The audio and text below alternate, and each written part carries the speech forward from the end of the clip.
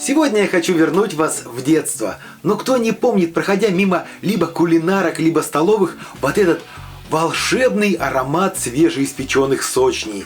Ребята, это ж так вкусно, я прям говорю, а у меня уже запах чувствуется. Это великолепный рецепт. По старинному рецепту, как по старинному, именно по той технологии, по которой их готовили в наших старых советских столовых. Выкладываем в глубокую чашу 160 грамм сливочного масла комнатной температуры. Масло должно быть мягким. Добавляем 90 грамм сахара.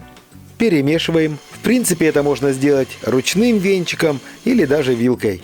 Теперь нужно добавить 2,5 яйца. 2 яйца вбиваем сразу, а одно яйцо разбиваем в отдельную чашку. Перемешиваем. И теперь мы можем спокойно добавить половину этого яйца в наше тесто. Я добавляю примерно 2,5 столовой ложки. Теперь тщательно перемешиваем, пока сахар не растворится. Затем сюда просеиваем муку.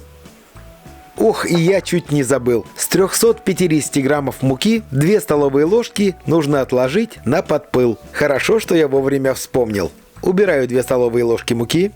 Добавляю разрыхлитель. И начинаем замешивать тесто.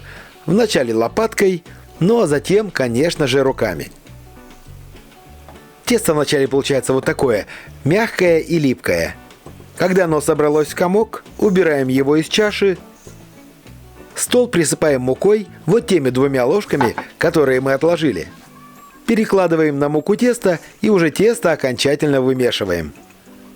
Вымешиваем до тех пор, пока вся мука не войдет в тесто. Получается вот такое эластичное, нежное, классное тесто. Готовим начинку. В глубокую чашу через сито протираем 300 грамм творога. Делается это вот таким образом. Как ученые говорят, что при этом процессе творог лучше усваивается в организме. Когда протерли, добавляем 50 грамм пшеничной муки. Как вы помните, у нас осталось пол яйца. Добавляем примерно 2 столовые ложки меланжа. 40 грамм сметаны и тщательно перемешиваем.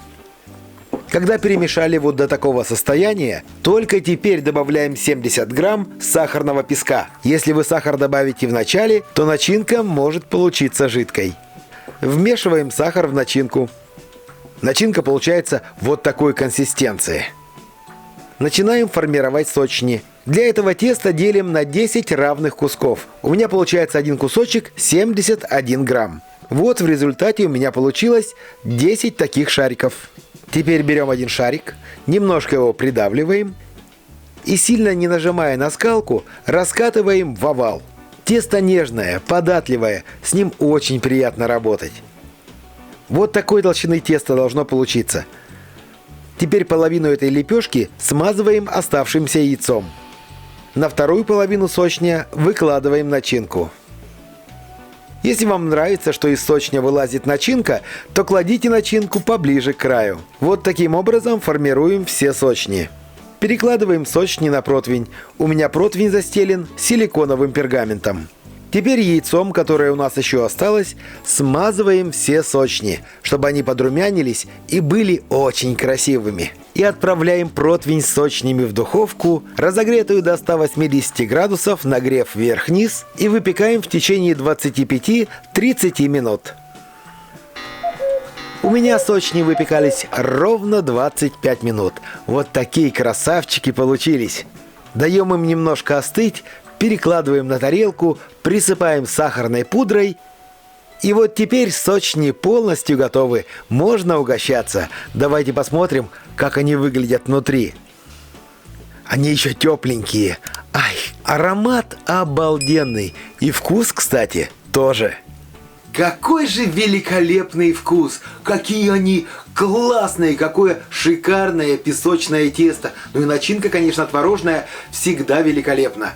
Сейчас, к сожалению, таких не купишь. Так что возьмите себя в руки и приготовьте вот такие великолепные сочни. Порадуйте своих родных и близких. Ну а я пока с вами прощаюсь. До новых вкусных рецептов.